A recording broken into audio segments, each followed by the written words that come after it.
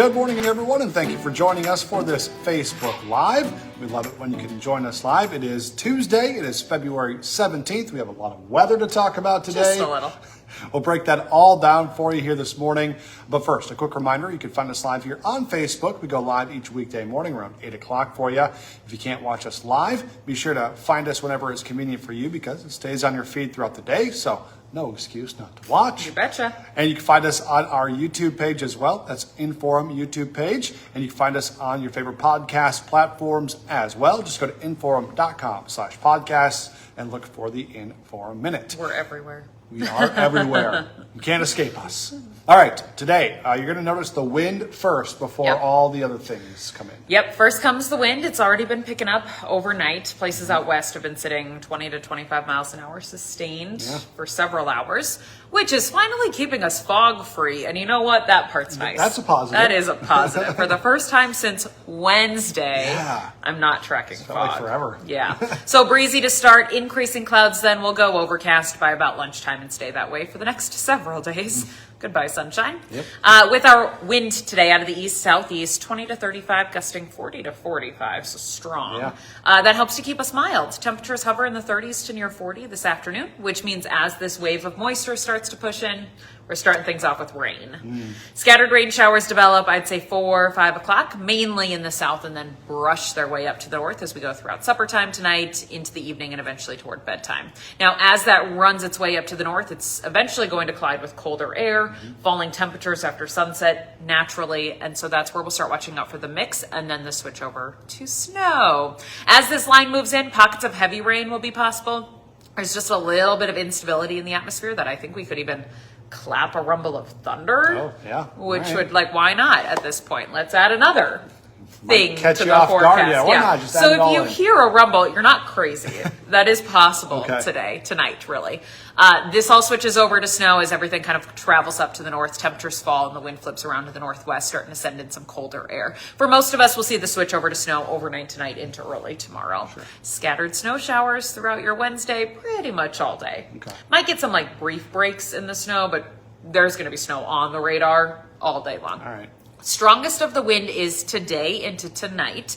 We start to see that switch over to snow, and we're still watching for gusts 40 to 45 miles an hour, which means overnight travel can start to get pretty dicey. As the wind turns to the northwest, it does actually settle down a little bit, which is a good thing. I'd say gusting 30 to 35, though. So, I mean, it's not calm. No. That's still pretty gusty and will be blowing around the snow, especially as the snow is falling from the sky. So we still have a blowing snow, drifting snow impact, even though our wind tomorrow is technically a little bit lighter. I just think it's important to note that the strongest of the wind is today into tonight. The heaviest of the snow is late tonight into tomorrow. Luckily, they're not crossing over, but there is that little time frame that I think overnight could get a little tough. Out there driving.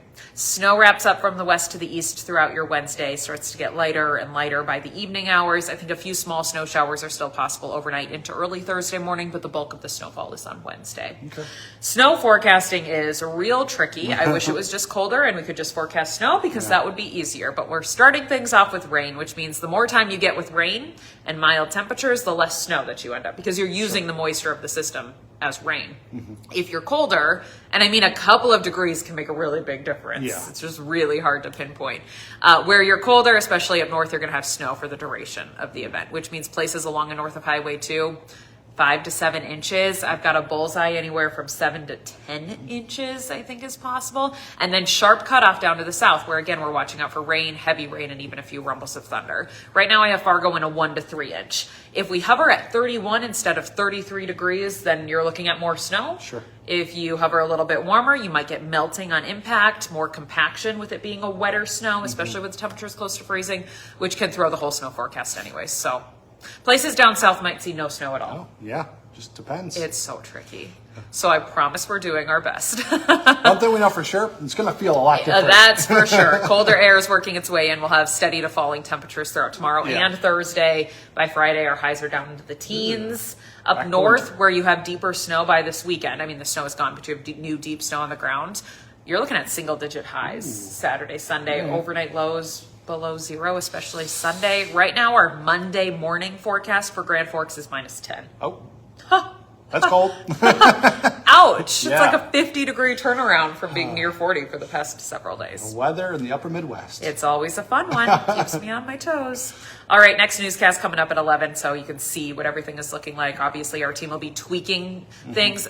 The system hasn't even really developed yet. There's like a few small showers out near Denver. So as it develops, we get new model data. We see how the system is looking, and then we can fine-tune things in the forecast. So it's really important to keep checking back with us. Evening newscast, overnight, we're always on the Storm Tracker app. And, of course, I'll be here tomorrow morning. Yes, we will be. All right, that's all. Thanks, Lydia. Thanks. All right, let's dive into our local headlines for you this morning here. Today, Fargo's Arts and Culture Commission will be giving the City Commission an update on their future. It comes 6 weeks after they were told to essentially prove their worth.